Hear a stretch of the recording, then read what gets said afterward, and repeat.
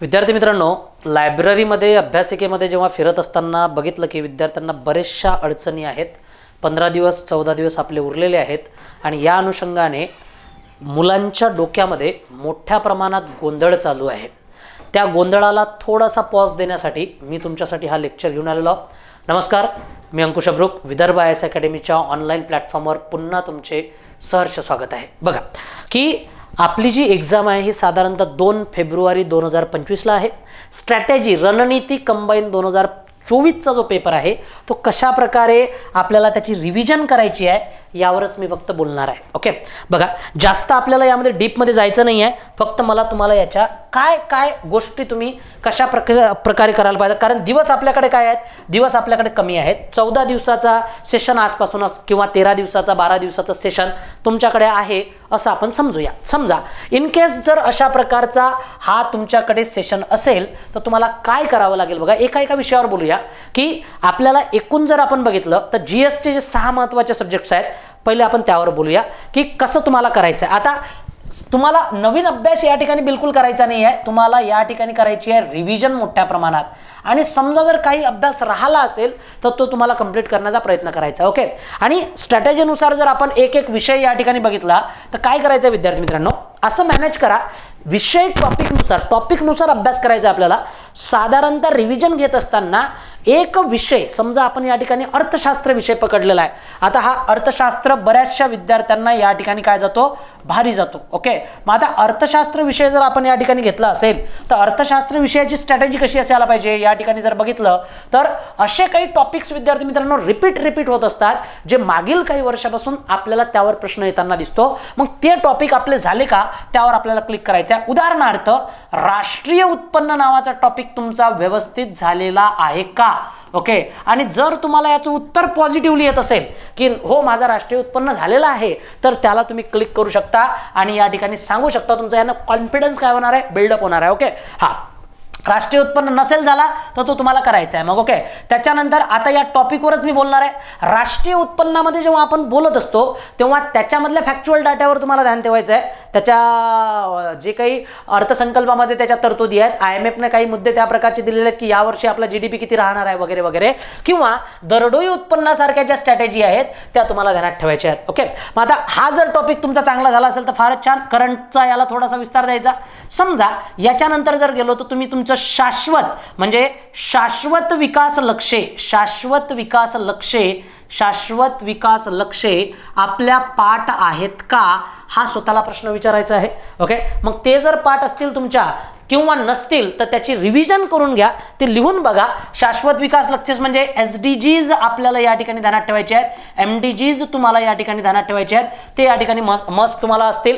त्याच्यानंतर जर गेलो तर आपल्याला मानव विकास जो आहे, मानव विकास हा टॉपिक या ठिकाणी करायचा. आपण गटानुसार जाऊया विद्यार्थी म्हणजे याचे गट अ गट ब असं मी तुम्हाला करून देतो.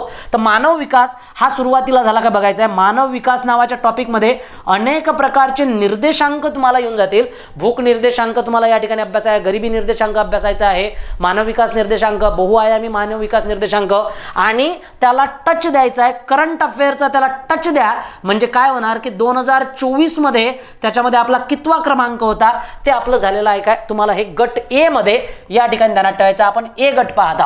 आता समजा ए गट मध्ये आणखी तुम्हाला सांगतो कोणत्या याच्यावर प्रश्न.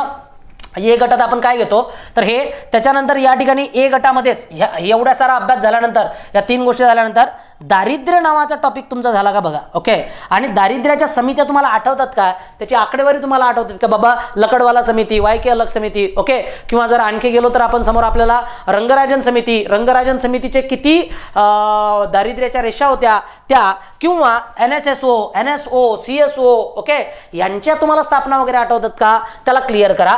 आणि त्या दारिद्र्याच्या या दोघांच्या या ठिकाणी मी दुसरा लिहित आहे. याचा जो अत्यंत महत्त्वाचा टॉपिक असतो तो म्हणजे बेरोजगारी. हा बेरोजगारी टॉपिक, बेरोजगारीचे प्रकार आपले झाले का, दारिद्र्याचे प्रकार, सापेक्ष दारिद्र्य, निरपेक्ष दारिद्र्य ते आपल्याला कळते का, हे आपण टॉपिक पाहिलेले असतील. आणि मग या ठिकाणी एक महत्त्वाचा मुद्दा, या दोघांच्या काय तर या दोघांच्या योजना हा फॅक्च्युअल डाटामधला कॉन्सेप्ट असेल आपला, हा IMP स्वरूपाचा करायचा आहे. अशा प्रकारे जर तुमचा A गट झालेला असेल तर असं समजा की या A गटावर मोठ्या प्रमाणात प्रश्न असतात. ओके, या A गट तुमचा व्यवस्थित पूर्ण झाला तर मग जायचं विद्यार्थी मित्रांनो B गटाकडे. ओके, रिव्हिजन या गटानुसार करा तुम्ही. आता B गटामध्ये कशा प्रकारची रिव्हिजन या ठिकाणी करायची आहे बघा. B गटामध्ये मी सांगतो ते टॉपिक या ठिकाणी आपण बघूया.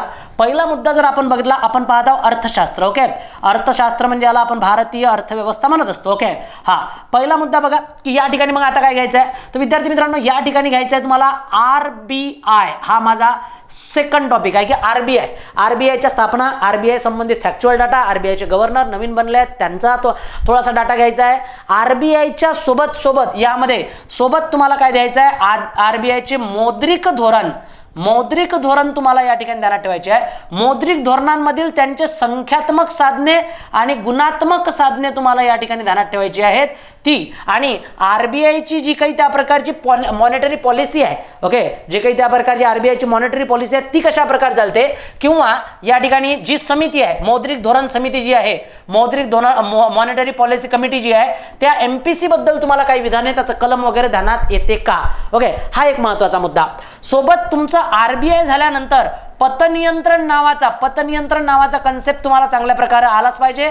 आणि CRR, SLR हे घटक तुम्हाला कळतात का बाबा या ठिकाणी, म्हणजेच या मौद्रिक धोरणामध्ये ते येऊन जातील. ओके, हा RBI सोबत काय करायचं विद्यार्थी मित्रांनो बघा, RBIच्या सोबत कोणता टॉपिक रिवाइज करायचा आहे तुम्हाला. RBIच्या सोबत एक टॉपिक खास करून रिवाइज करायचा ज्याचं नाव आहे किंमत नावाचा टॉपिक, ज्याला आपण प्राइस म्हणत असतो. किंमत म्हणा किंवा किंमत वाढ म्हणा, इन्फ्लेशन म्हणा. ओके, किंमत वाढ नावाचा टॉपिक तुम्हाला या ठिकाणी घ्यायचा आहे. किंमत वाढीमध्ये आपल्याला काय दिसते की ज्याप्रमाणे RBI किमतीवर नियंत्रण ठेवते तसंच जर बाजारातील किंमत वाढलं, इन्फ्लेशन डिफ्लेशन झालं तर हा टॉपिक तुम्हाला या ठिकाणी करायचा आहे. या ठिकाणामध्ये तुम्हाला काय काय गोष्टी ध्यानात ठेवायच्या लक्षात घ्या की MPC किती टार्गेट ठेवते, किती किंमत वाढ, मग रांगणारी चलनवाढ किती असते, धावणारी चलनवाढ किती असते, चलनवाढीची कारणे कोणती आहेत, मागणीजन्य कारणं कोणती आहेत, पुरवठाजन्य कारणे कोणती आहेत. ओके, मागणी पुरवठा सोडून खर्चदाबजन्य कारणं कोणती आहेत, इन्फ्लेशनचे प्रकार किती असतात, इन्फ्लेशन कशा पद्धतीने वाढते, हे सारं आपल्याला या पद्धतीमध्ये करायचं आहे. आणि गेल्या काही वर्षात आपल्याला दोन कन्सेप्ट याच्यामध्ये ध्यानात ठेवायचा आहे. एक CPI कन्झ्युमर प्राइस इंडेक्स आणि एक WPI that is mean wholesale price index. CPI मध्ये काय फरक आहे, CPI हा कन्झ्युमर साठी असतो, होलसेलर साठी असतो का. ओके, किंवा CPI हा वस्तूसाठीच असतो, सेवांसाठी असतो की नसतो. अशा प्रकारचे हे कन्सेप्ट तुम्हाला या ठिकाणी करायचे आहेत. उदाहरणार्थ आपल्याला दिसतो की बाबा CPI जो आहे हा CPI आपल्याला वस्तूसाठी सुद्धा दिसतो आणि या ठिकाणी सेवांसाठी सुद्धा दिसतो. WPI फक्त आपल्याला कोणासाठी दिसतो, वस्तूसाठीच दिसतो. तर अशा बारीक गोष्ट आपल्या लक्षात आहेत का हे या ठिकाणी दिसते. आणि आणखी कोणकोणते निर्देशांक या संबंधित करतो आपल्याला, तर हे सारं या ठिकाणी करायचं आहे B गटामध्ये. त्याच्यानंतर विद्यार्थी मित्रांनो याच गटामधला एक टॉपिक आणखी आपल्याला ध्यानात ठेवायचा आहे, त्याचं नाव आहे आंतरराष्ट्रीय व्यापार. खरेदी आंतरराष्ट्रीय व्यापार आपल्याला खरेदी विक्रीच्या संबंधित दिसून येणार. आंतरराष्ट्रीय व्यापारामध्ये तुम्हाला 3-4 संकल्पना बिलकुल खूप छान प्रकारे करायच्या आहेत. एक तर तुम्हाला या ठिकाणी व्यापार तोल खूप छान प्रकारे घ्यायचा आहे, व्यापार तोल तुम्हाला कळलाच पाहिजे. त्याच्यानंतर विद्यार्थी मित्रांनो व्यवहार तोल तुम्हाला या ठिकाणी कळलाच पाहिजे. व्यवहार तोलामध्ये कोणकोणत्या घटना येतात, महसुली खातं कोणतं, भांडवली खातं कोणतं, भांडवली खात्यामध्ये कोणते घटक येतील, महसुली खात्यामध्ये कोणते घटक येतील, याच्यावर ध्यान द्यायचं. त्याच्यानंतर जो व्यापार आहे त्या व्यापाराची व्यापाराची रचना तुम्हाला माहित असली पाहिजे.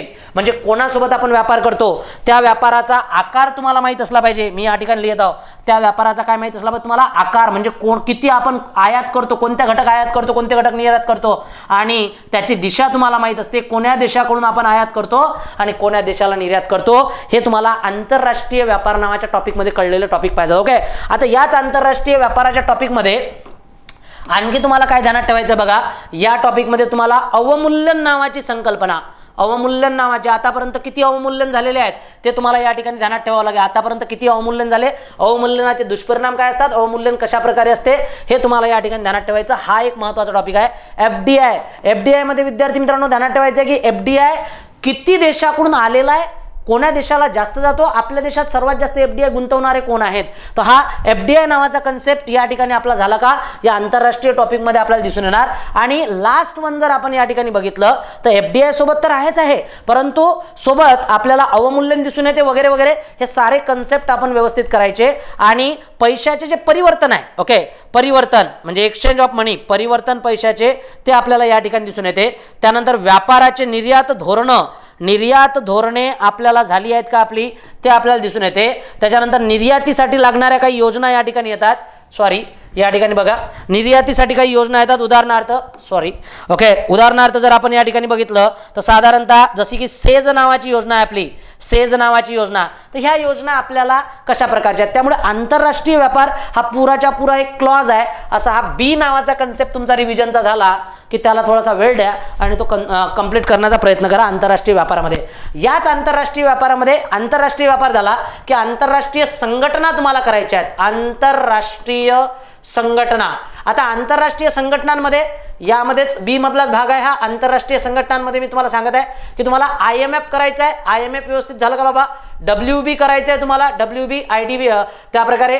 आणि एशियन बँक करायची आहे तुम्हाला, एशियन बँक ही करायची आहे. आणि WTO करायचं आहे आणि गॅट करायचं आहे, गॅट. ओके, तर हा जो WTO आणि गॅट आहे हा आपल्या आंतरराष्ट्रीय या टॉपिक संबंधित येणार. म्हणजे कोणत्या आंतरराष्ट्रीय व्यापारासंबंधित येणार गॅट, WTO आणि गॅट करार. गॅट करार कोण्या वर्षी झाला, WTO ची काय वैशिष्ट्य असतात, आणि हे तुम्हाला बँकिंग संबंधित दिसणार. IMF आंतरराष्ट्रीय बँकिंग, IMF, WB आणि एशियन बँक. तर विद्यार्थी मित्रांनो, हे टॉपिक तुमचे बी नावाच्या शेड्यूल मध्ये कंप्लीट झाले काय, अशा प्रकारे संपूर्ण विचारणा करायची आणि त्याच्यानंतर बाकीच्या तुम्ही गोष्टी करू शकता. चला, मी या ठिकाणी सी नावाचा टॉपिक तुम्हाला देता, या ठिकाणी आपण डिस्कस करूया इकॉनॉमिकच्या बाबतीत.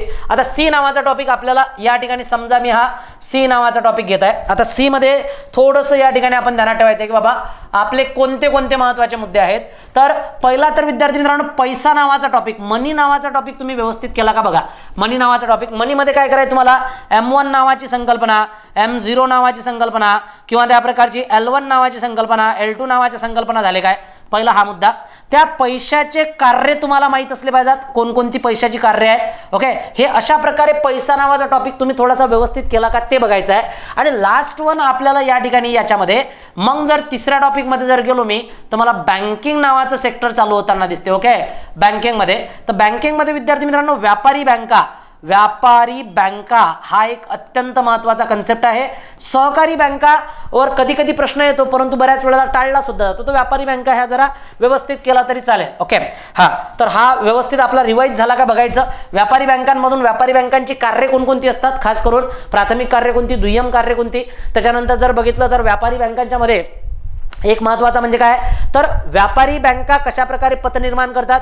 व्यापारी बँका, पहिली व्यापारी बँक कोणती, नवीन कोणत्या व्यापारी बँका आलेल्या आहेत काय, त्यांचे विलनीकरण कधी झाले, SBI ची स्थापना कधी झाली, हे संपूर्ण तुम्हाला या स्ट्रॅटेजिकल फॉर्म मध्ये ध्यानात ठेवणे गरजेचं आहे व्यापारी बँकांच्या संबंधित. याच व्यापारी बँकांमधून मग सहकारी बँक नावाचा कन्सेप्ट येणार. व्यापारी बँकांमध्ये मी काय काय सांगत आहोत ते ध्यानात ठेवायचं आहे.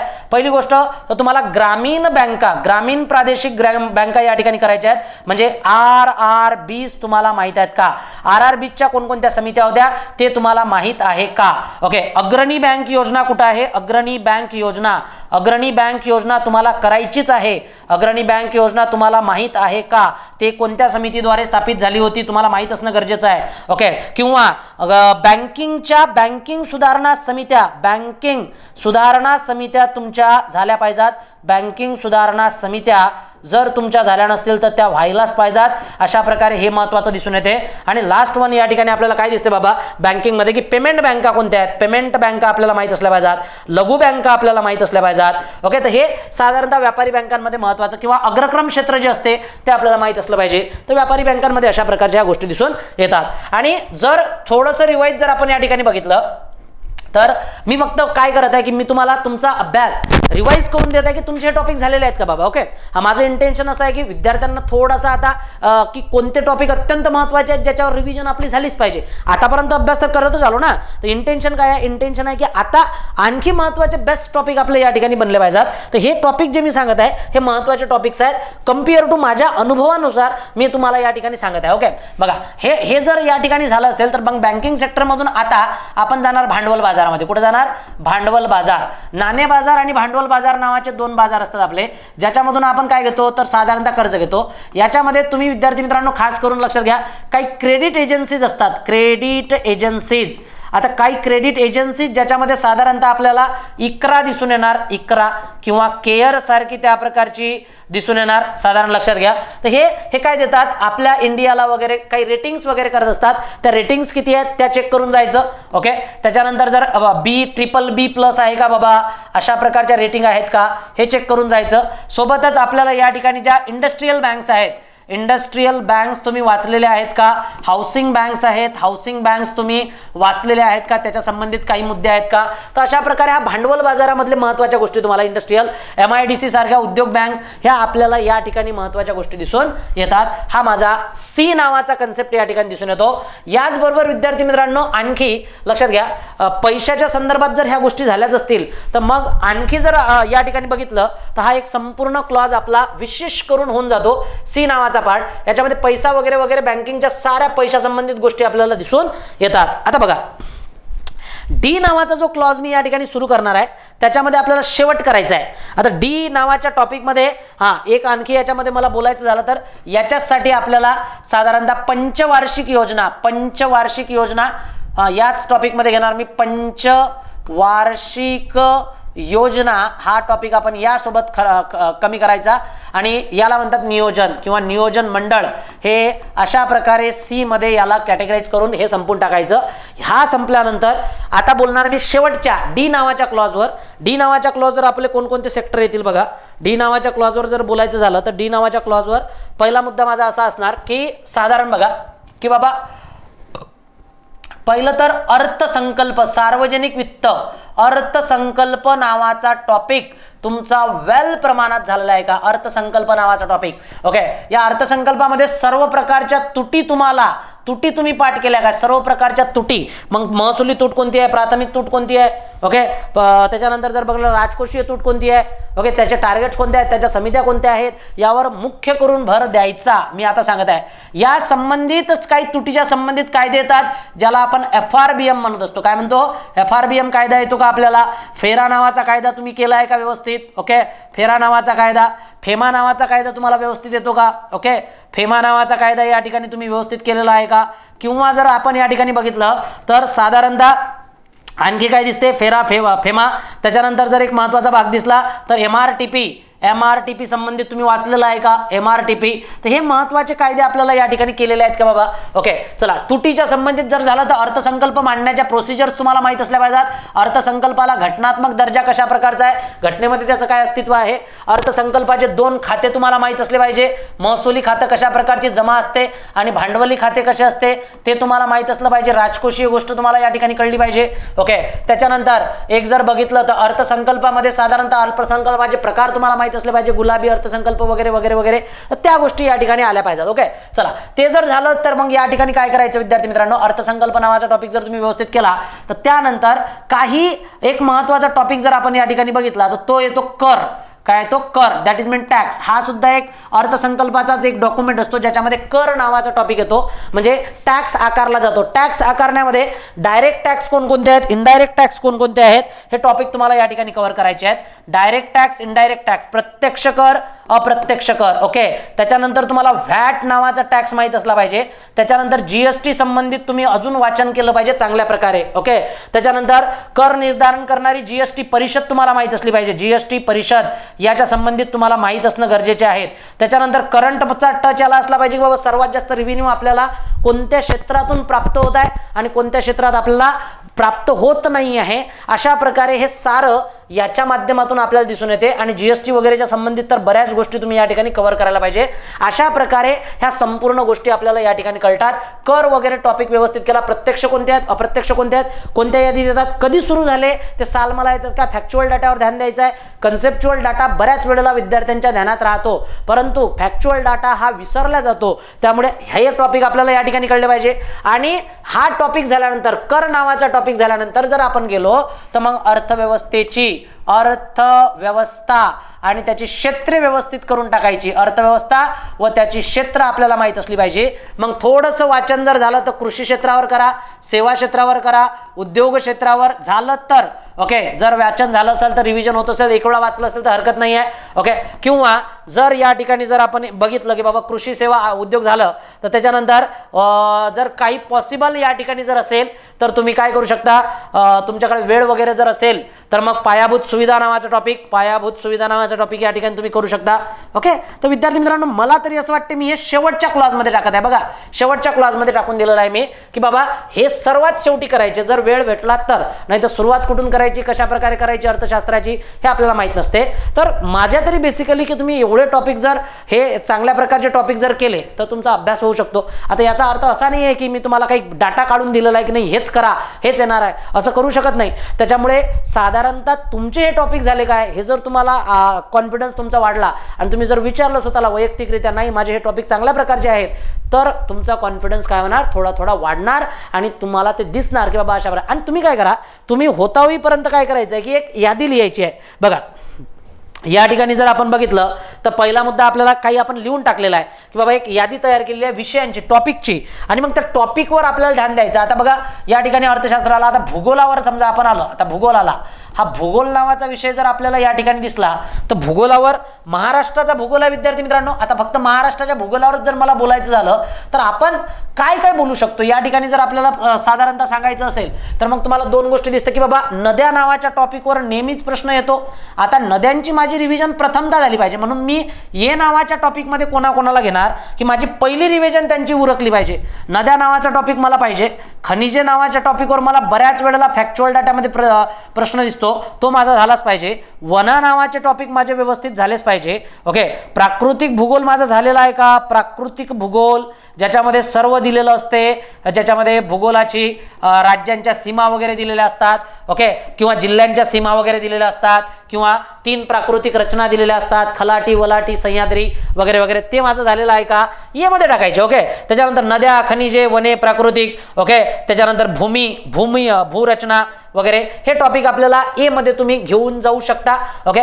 किंवा जर बी मध्ये जर थोडंसं आपण या ठिकाणी गेलो तर तुम्हाला काय दिसणार की बाबा साधारण जर बघितलं तर आणखी काही टॉपिक आहेत ज्याच्या माध्यमातून आपण करू शकतो. पशुसंवर्धन सारखा टॉपिक आपल्याला या ठिकाणी कधी कधी पशुसंवर्धन आपण सोडून देऊया, स्किप करूया ओके, कारण तो राज्यसेवेला बऱ्याच वेळा जाती वगैरे विचारतात, इकडे तर विचारत नाही. परंतु या माध्यमातून जर बघितलं तर आपल्याला हवामान नावाचा टॉपिक आहे, हवामानावर प्रश्न येणार आपल्याला, मग हवामान नावाचा टॉपिक आपल्याला रिवाइज करायचा आहे.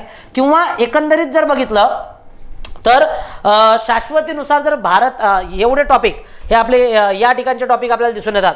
मग साधारणतः या टॉपिकचे उपटॉपिक आपले धरणे काही पाठ आहेत का, काही धरणांची यादी पाठ आहे का, काही खाड्यांची यादी आपली पाठ आहे का, बाबा खाड्या चांगल्या प्रकारे झालेल्या आहेत काय, काही आपले भूरूपे आपली पाठ आहेत का, भूरूपे म्हणजे धरणं म्हणा किंवा बाकीचे भूरूप म्हणा, हे अशा प्रकारे. आपलं पर्यटन नावाचा टॉपिक आपला व्यवस्थित झालेला आहे का, पर्यटन आपल्याला माहित आहे का ओके. तर याच्या जोड्या लावायला भूगोलाला डायरेक्ट प्रश्न येतात. खाड्यांना तुम्ही बघा काही वर्षापासून प्रत्यक्ष फॅक्च्युअल डाटावर भूगोलावर खूप मोठ्या प्रमाणात प्रश्न आहेत जोड्या लावायला. एका इकडे अलिबाग दिलेला आहे, एका इकडे त्याचा जिल्हा दिलेला आहे. तर अशा प्रकारे याच्यामधले फिक्स टॉपिक काढून ठेवा की कोणत्या याला कोणते प्रश्न येतील. भारताच्या भूगोलामध्ये तुम्हाला हिमालय चांगल्या प्रकारे येतो का, हिमालयावर प्रश्न येतो एक ना एक. किंवा 5 प्राकृतिक भाग आहेत भारताचे, 5 प्राकृतिक भाग तुमचे झालेले आहेत काय, ज्याच्यामध्ये मैदानी प्रदेश दिसते, तुम्हाला पठारी प्रदेश दिसते, किनारी प्रदेश दिसते, ते प्राकृतिक भाग आपले या ठिकाणी झालेले आहेत काय. आणि भारताच्या हवामानाबद्दल आपल्याला प्रश्न येणार आहेत काय. असे निवडकच टॉपिक आहेत भूगोलात. भूगोल कसा विषय आहे, भूगोलामध्ये तुम्हाला पूर्णपैकी पूर्ण मार्क्स भेटू शकतात ओके. असं नाही आहे की तुम्ही भूगोलामध्ये पाठांतरांचा मुद्दा खूप मोठ्या प्रमाणात आहे विद्यार्थी मित्रांनो. त्यामुळे भूगोल हा विषय तुम्ही शेवटी जरी केला, सर्वात शेवटी जरी रिवाइज केला तरी हरकत नाही. हे माझं वैयक्तिक मत आहे. तुम्ही अशा प्रकारे याची स्टडी करू शकता किंवा या आधारावर करू शकता. मी आणखी एखाद्या विषयाचं तुम्हाला उदाहरण या ठिकाणी देऊ शकतो असं नाही आहे. बघा समजा आपल्याला या ठिकाणी मी आता उदाहरण देत आहे, म्हणजे प्रत्येकच टॉपिक मी डिस्कस करणार असं नाही आहे, फक्त तुम्हाला सांगत आहे. आता समजा भारतीय राज्यघटना घेतला आपण या ठिकाणी, भारतीय राज्यघटना. आता भारतीय राज्यघटनेमध्ये तुम्ही मागील काही वर्षापासून जर बघितलं तर स्ट्रॅटेजी काय असायला पाहिजे या ठिकाणी, तर एक महत्त्वाची गोष्ट काय दिसते भारतीय राज्यघटनेमध्ये, इतिहासावर एक प्रश्न आहे, भारतीय राज्यघटनेच्या इतिहासावर एक प्रश्न ठेवलेला आहे, ओके, की कशा प्रकारचा भारतीय राज्यघटनेचा इतिहास आहे, त्याच्यामध्ये आपण काय काय पाठ करायला पाहिजे माहिती आहे का, आजच काय करायला पाहिजे की बाबा माझ्या समित्या पाठ आहेत, 100% समित्यांवर प्रश्न येण्याची शक्यता असते आणि तो जर आला आणि तो जर विसरलो आपण तर मग तो चुकणार, ओके. कोण्या देशाकडून काय घेतलेले आहे आपण, कोण्या देशाकडून काय घेतलेले आहे त्याची यादी, ओके, कन्सेप्च्युअल सोडा, समित्यांची नावं जी आहेत, समित्यांची नावं, त्याची सदस्य वगैरे आपल्याला या ठिकाणी माहित असली पाहिजेत, ओके. अशा प्रकारे आणि तो भाग 1 पासून सुरुवात करायची, काही महत्त्वाची कलमे, तर हा इतिहास, संविधान लिहिल्या कसं गेलं वगैरे वगैरे वगैरे, तो एक दिसतो.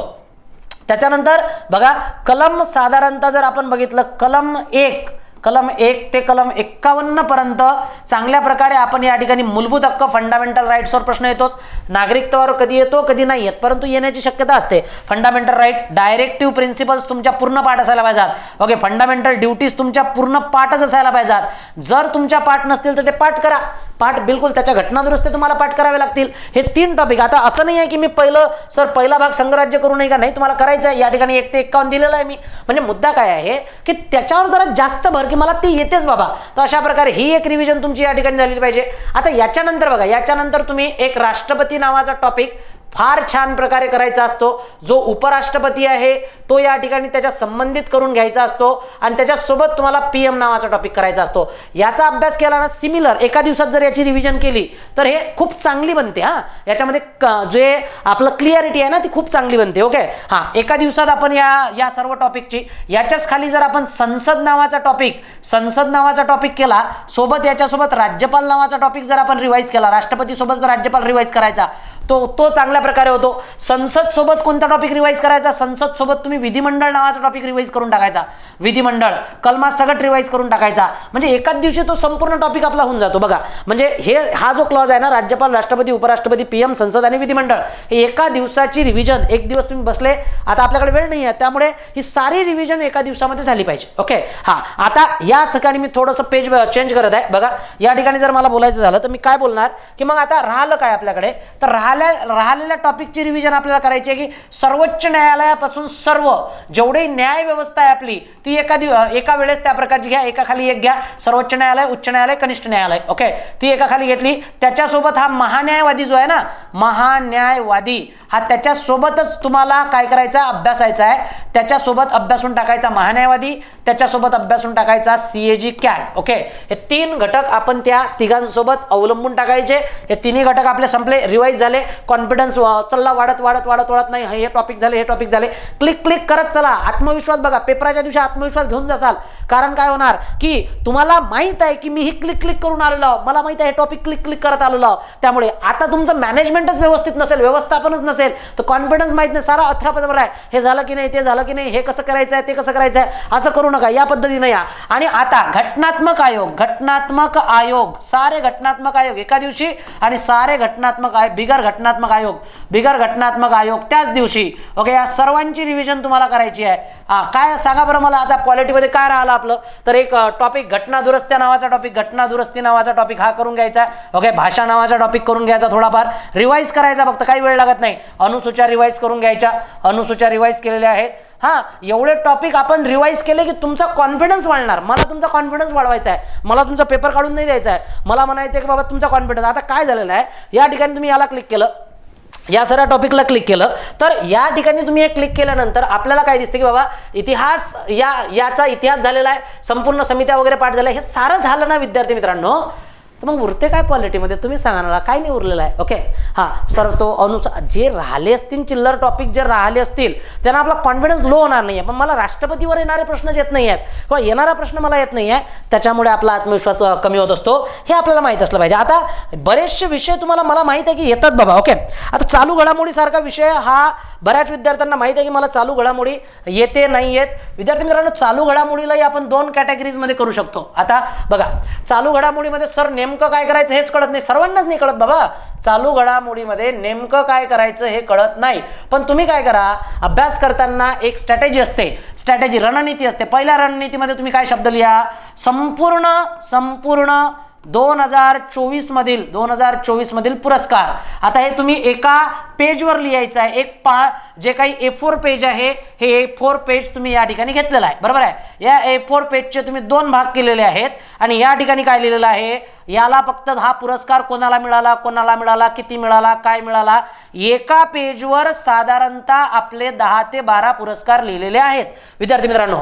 करंट अफेअर अशा प्रकारे. आणि जाताना जेव्हा तुम्ही हे सारं घेऊन जासाल, सारं करंट अफेअर आपलं हे 10 ते 15 पेजमध्ये पूर्ण लिहून झालं पाहिजे. इतका शॉर्टकटमध्ये त्याला क्रिएट करून ठेवायचं आहे. मग आता अशा प्रकारचे हे पुरस्काराचे 2 पेजेस बनवू शकतात मागे पुढे 2000 मध्ये. ओके. किंवा दुसरा आता आठवत नाही ना वेळेवर की बाबा हा पुरस्कार कोणाला, कारण सारी खिचडी, एवढ्या मोठ्या विषयाची खिचडी घेऊन त्या एक्झाम हॉलमध्ये जायचं आहे, त्यामुळे खिचडी झालेली असते. अशा वेळेला तुम्ही जर रिव्हिजन करून गेले, या करंट अफेअरची रिव्हिजन, पुरस्कार झाले, परिषदा झाल्या, ही परिषद कुठं भरली त्याचं एक पेज तयार झालं पाहिजे विद्यार्थी मित्रांनो. कुठं परिषदा झालेल्या आहेत बाबा सर्व प्रकारच्या, किंवा एक त्या प्रकारचे आपले सोपं करणं सुरू करा. ओके. सोपं बघा, सोपं कसं होणार की सराव, युद्ध सराव आपण काय केलेलं आहे, युद्ध सराव आपण एक त्याची यादी करून केली, ते एक पेज त्या प्रकारचं आपण वाचून घेतलेलं आहे. त्याच्यानंतर युद्ध सराव झाले, त्याच्यानंतर ऑपरेशन्स, यावर्षी बरेचसे ऑपरेशन झालेले आहे, ऑपरेशन गंगा, ऑपरेशन त्या प्रकारचं मुस्कान वगैरे वगैरे, ते व्यवस्थित झालेले आहेत. ओके. त्याच्यानंतर काही पोर्टल झालेले असतील, ते पोर्टलची यादी एक करून घेतलेली आहे, ती आपल्याला दिसून येते. 5वं 6वं जर आपण बघितलं तर योजना, त्या योजनेचा उद्देश आणि त्या योजनेची स्थापना, बस या 3 गोष्टी. आणि आणखी एखादा महत्त्वाचा पॉईंट पटापट या ठिकाणी लिहायचं की बाबा पटकन ही योजना आहे, लाडकी बहीण योजना या तारखेला सुरू झाली, या सरकारनं सुरू केली, या मंत्रालयानं सुरू केली, हा उद्देश होता. अशा प्रकारे त्याची एक यादी 2 पेज तयार होतील, त्याचे जास्तीत जास्त जर तयार केले तर. ओके. त्याच्यानंतर आणखी काय फिक्स टॉपिक असतात बघा, यामध्ये जर गेलो तर योजनाचा आहे. आणखी काही चित्रपट पुरस्कार असतात, मग चित्रपट पुरस्काराचं एक पेज लिहून टाकलेलं आहे. चित्रपट पुरस्कार, सारे चित्रपट पुरस्कार लिहून टाकलेले आहे. एक्झामला जाण्याच्या आदल्या दिवशी तुम्हाला करंट अफेअर रिवाइज करायचा आहे. ओके. शौर्य पुरस्कार जर भेटले असतील तर शौर्य पुरस्कार, ते त्या प्रकारचे आपल्याला या ठिकाणी ध्यानात ठेवायचे आहे. काही त्या प्रकारचे या ठिकाणी जर नियुक्त्या झाल्या असतील IMP, तर नियुक्त्या तुम्हाला ध्यानात ठेवायच्या आहे, त्या नियुक्तीचा नंबर ध्यानात ठेवायचा आहे. ओके. राजकीय काही घडामोडी असतील तर त्या फक्त वाचा, लिहून काढू नका, लिहून काढण्याची गरजच नाही आहे, राजकीय घडामोडी वाचायच्याच आहेत. ओके. राजकारणातल्या किती टप्प्यात निवडणुका झाल्या वगैरे वगैरे वगैरे. आणखी काही निधन वगैरे झाले असतील तर ते निधन फक्त वाचा, लिहिण्याची गरजच नाही आहे. ओके. मराठी साहित्य संमेलन कुठे कुठे झालेले आहेत बाबा, मराठी साहित्य संमेलन, मराठी नाट्य संमेलन वगैरे फॅक्च्युअल डाटा आहे विद्यार्थी मित्रांनो. किंवा ज्ञानपीठ पुरस्कार तुम्हाला माहितच असला पाहिजे. साहित्य अकादमी तुम्हाला यावर्षीचा माहितच असला पाहिजे. साहित्य अकादमी काय पुरस्कार आहे बाबा माहित असला पाहिजे आपल्याला. ओके. त्याच्यानंतर इतर पुरस्कार, महाराष्ट्र भूषण पुरस्कार, असे अनेक पुरस्कार आहेत, मला सांगायची गरज नाही आहे. तर हे स्ट्रॅटेजी निर्माण करा. स्पोर्ट मधले काही पुरस्कार कोणाला भेटलेले आहे, अर्जुन पुरस्कार, स्पोर्टचे पुरस्कार आपल्याला ध्यानात ठेवायचे आहेत. ओके. स्पोर्ट विषयी वेगळं काय असेल, मॅचेस वगैरे कोण जिंकलेला आहे काय, त्याची एक यादी करा. ऑलिम्पिक 2024 व्यवस्थित करा. मी आताही सांगत आहे तुम्हाला, ऑलिम्पिक 2024 व्यवस्थित करा. ओके. ते त्याच्यावर प्रश्न येणारच आहे. मग अशा प्रकारचे काही टॉपिक्स किंवा यावर्षी झालेल्या आणखी काही स्पोर्ट मधल्या घटना त्या लिहून काढा ना एका पेजवर, काही हरकत नाही आहे. तुम्ही काढलेलं, मी जेव्हा ही स्ट्रॅटेजी केली होती तुम्हाला आताही सांगतो, 15 पैकी 9 प्रश्न माझ्या त्या 10 पेज मधले होते. मी माझा वैयक्तिक अनुभव सांगतो म्हणून मी या ठिकाणी काय सांगत आहे, साधारणतः की असा जर तुम्ही त्याला वेगळं काढलं ना तर तो सोपा होईल. असं नाही होणार की मी असं नाही सांगू शकत की बाबा गॅरंटीत त्यातले प्रश्न आहे, पण तो सोपा होणार आणि त्यातले प्रश्न तुम्हाला दिसणार. सेम स्ट्रॅटेजी जी आहे ती तुम्हाला फॉलो करण्याची आवश्यकता आहे. हे असं काढा, बाजूला काढा, एक विषय त्याच्यानुसार बाजूला काढा आणि ते तुम्हाला कळणार आणि त्या अनुषंगाने आपण काम करू शकतो ना, हे एक महत्त्वाची गोष्ट आहे. ओके. तर हे संपूर्ण आहे. सेम तुम्हाला आताही मी सांगत आहे, तुम्ही इतिहासाचं करू शकता विद्यार्थी मित्रांनो. इतिहासामध्ये, महाराष्ट्राच्या इतिहासामध्ये जर बघितलं आपण फक्त इतिहास, तर इतिहासामध्ये काही गोष्टी तर फिक्स आहेत की याच्यावर प्रश्न येणार आहे. बघा, जर तुमच्या सर्व वृत्तपत्राची यादी जर तुमच्याकडे शॉर्टकटमध्ये काढली नसेल तर आजच काढून घ्यायला पाहिजे तुम्ही. ओके. पेजनुसार. जर दुसऱ्या प्रकारे सारे संस्थाने, जी काही संस्थाने म्हणजे याचा अर्थ काय, काही संस्थाने नाही म्हणणार मी, संस्था आणि त्याने कोण स्थापित केलेली आहे त्याची रिव्हिजन तुमची जर झाली नसेल तर चालणार नाही आहे. ओके. काही समाज सुधारक म्हणजे कोण, फुले, शाहू आंबेडकर, महर्षी कर्वे, धोंडो शिंदे. ओके. बघा, फुले, शाहू आंबेडकर, महर्षी कर्वे, ओके, वीरा शिंदे, या 5 लोकांवर प्रश्न येणारच आहे. महिला सुधारकांवर प्रश्न येणार आहे. ओके. त्यांच्या संस्था आपल्या पाड्यात का बाबा, तर हे फिक्स आहेत ना बाबा, याच्यावर प्रश्न येणार आहे. मग अशा प्रकारे त्यांच्या संस्था दरवर्षीलाच येतात. ओके. काही समाज सुधारकांच्या पुस्तकांवरही प्रश्न येतात.